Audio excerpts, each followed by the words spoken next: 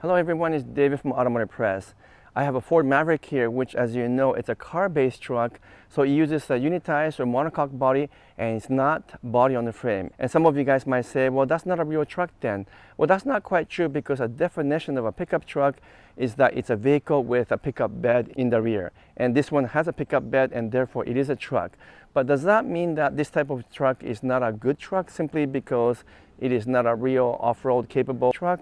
Well, it depends on what your needs are. I will say after driving this for several days that I actually really like the whole concept of a car-based truck because as you know, I've owned many body-on-the-frame trucks including Tacoma and Tundra, which sets up nice and high and it has really good off-road capability. But for most of us, we probably don't need that because we just really need something with a utility bed in the rear. So something like a Ford Maverick will just do the trick, from my perspective anyway.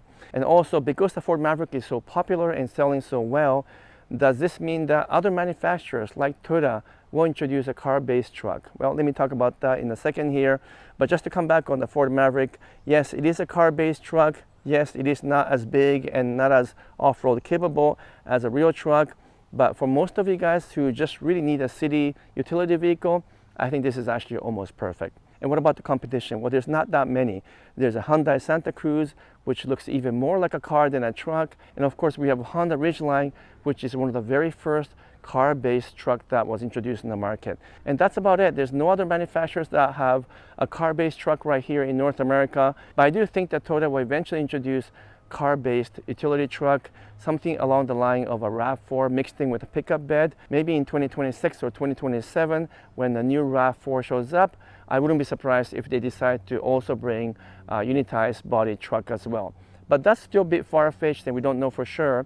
For now, what I want to say is that don't forget, if you go into the history books, we did have a car-based truck in the past. For example, Chevrolet El Camino, which was a Malibu-based truck. So it's not a stranger to us in terms of this type of pickup bed, but I can see why some people insist on only buying a truck body or a body-on-the-frame type trucks, because for them, that's what truck really stands for. But let's come back to the Maverick and let me tell you 3 things I like and 3 things I'm not too crazy about on this new Tremor package Maverick, which is actually lots of fun to drive. So the first thing I really like about the Maverick is the fact that this is a very compact truck. It doesn't take up a lot of space. It doesn't set too high, once again, because it's a car-based vehicle. And so I can fit into any normal garage, and I can also go into lots of underground parking here in Vancouver, because they often have height restrictions. And when I had the Tundra, I had a hard time parking that thing. So for the most part, when I'm going fishing or camping, I don't need a big pickup truck, and this kind of a small bed in the rear is just totally sufficient. And so I like the fact that Ford has introduced compact pickup truck that is very small, not too tall, not too long, not too wide, and it's very easy car to drive, which I'll talk about it in a minute here. So the packaging and the overall sizing, I think is just really meaningful for many of us who are city dwellers who do not need a big pickup truck. The second thing I really like about the Ford Maverick is the overall value. The base price here in Canada is only $37,650 for a pickup truck, which is amazing. And even with the Tremor package, which is the model that I have right here, fully loaded, we're talking about $51,255. I have the sheet here. That's before destination delivery. So it's easily $10,000 to $15,000 cheaper than other mid-size or compact pickup truck, such as a Tacoma that I own, because those prices keeps going up higher and higher. And that's the best part of Maverick, because how could you possibly buy a pickup truck for $37,000, $38,000? Even used, you can't find that these days. Plus the fact that Maverick comes in a couple of different versions, including a hybrid and also a non-hybrid. This one is the 2-liter EcoBoost engine. It's got plenty of power and torque. And once again, I think it provides a lot of value for the money. So now I'm inside the Ford Maverick, and this is where I'm going to talk about my third like about this vehicle, which is the fact that this is a very easy car to drive, and it drives exactly like other compact or small SUVs. It doesn't drive like a pickup truck at all because it's very smooth, quite refined, very comfortable, very predictable, and decent handling and quite agile on the corners as well. So you don't get some of that jittery feel you get in a real pickup truck, which is the case with the body on the frame vehicles, because they're set up so high and their suspension and the setup is all different from a car-based truck. But in the case of Ford Maverick, because it's a kind of Ford Escape or other unitized body-based design, It's again, it drives very smoothly and predictable, and you know what, you sit nice and low, and some people really like that. So if you want to buy a truck but you don't want to feel like you're driving a truck, in a sense that you're already used to SUV, this is a vehicle you can get used to very, very quickly because it's so predictable. And to be honest, even if this wasn't a truck, the way this feels on the road is actually pretty good because it is pretty smooth and reasonably refined, very quiet inside, and the engine is not super powerful, but it has enough power and torque to push you forward and past the cars and so forth. Not a problem at all in this city driving. So I like the driving of this vehicle. I think it's not a super fun vehicle to drive, but it's predictable and it's actually very comfortable. Now, what about things I'm not too crazy about? Well, thankfully there aren't too many of those, but I will admit there are a few things I'm not too crazy about on the Ford Maverick. The first one is the manufacturing quality. Overall, it looks okay, but in terms of panel alignment, I think it can be improved. So for example, if I were to measure the gap, it's actually totally fine because it's like a 3.8 millimeter here and actually about 3.5 here, and also actually 3.5 there as well, and 4 millimeters. So it's nothing wrong with the gap.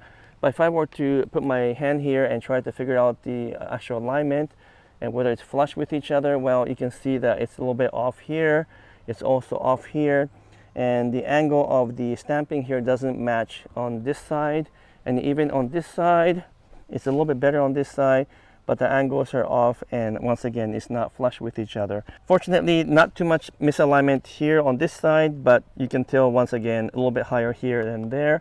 So overall, I think it could be improved. This is built in Mexico, and that isn't the excuse for this, because I think I've seen lots of great cars from Mexico built really well, and so it's nothing to do with where it's built per se, but this particular model here I think can be improved in terms of the body alignment.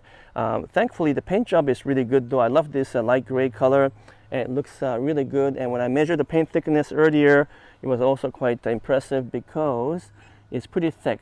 It's 161 microns, 159 here, and doing one more, 159. So actually it's quite a bit thicker than normal paint job, because most Toyota cars are around 100 to 110, maybe 115 microns.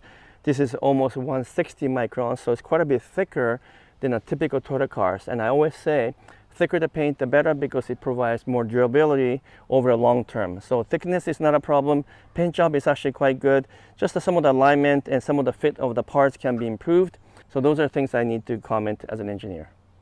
So now I'm inside the Ford Maverick, and second complaint I have is not so much about practicality or functionality, because we do get buttons and switches, thankfully, but it's more to do with the overall design. The whole thing looks a little bit cheap, and I know this is an affordable truck, so I'm not expecting anything gorgeous here, but there's too many hard plastic, hard plastic, hard plastic, hard plastic, and even the door, hard plastic, and it also looks kind of cheap. So the material selection and the material use are not very good. I think they could have easily improved that with the softer materials and maybe a different type of materials in here to give it a bit more flair. But I will admit, in terms of functionality, there's no problem because we have lots of buttons and switches, which is something that I always talk about in other reviews. So I'm a bit forgiven due to the practicality of this whole design, but I just wish the Ford made it look a little bit better than what it is right now. The third comment I make might not be fair just because this is a car-based truck and not a body-on-frame, but clearly it's not quite as capable in terms of true off-roading compared to, let's say, the larger Ford Ranger or other body-on-frame trucks. And that's simply because the type of the body it is a unitized body, which means this entire sheet metals are all made into single piece, and then underneath you have the platform, but that platform is also welded together with the rest of the body. And unlike other trucks, it's one piece. You don't have the car body and the frame underneath separated. And what does that mean? Well, it just simply means that if you go to some serious off-roading and you happen to hit something underneath, it will actually dent the part of the body as opposed to hitting the frame, which is stronger than the body.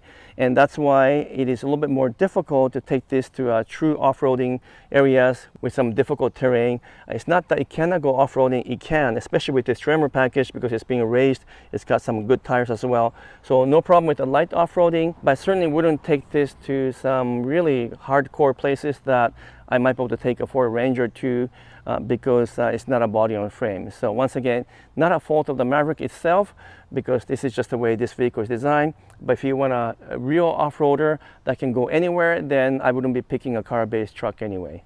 So in conclusion, what should people do about buying a small compact pickup truck? Should they buy something like a Maverick, which is a car-based truck, or should they buy a body-on-a-frame truck? Well, it depends on your use and your need.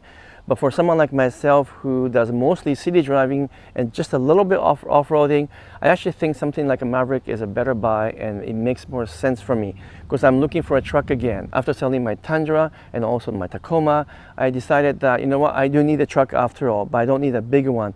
And something like Maverick is maybe what I will end up buying. So I think for many of you guys who just do not need a big pickup truck, who just want something simple and cheap and affordable with a reasonable package and a good value, this is something that is truly a good buy. But if you're the type of person who really want to do some hardcore off-roading, or you like to sit nice and tall in a pickup truck with a real body on the frame design, then this isn't for you either. In that case, I'll move on to perhaps a new Tacoma that's coming soon, or actually even the Ford Ranger is a pretty good choice as well. So I hope this video was helpful for you. If so, I would appreciate it if you can give me a thumbs up and make some comments. And if you haven't done so yet, could you also kindly subscribe? And I would truly appreciate that. But until next video, I'm signing off for now. Thank you so much.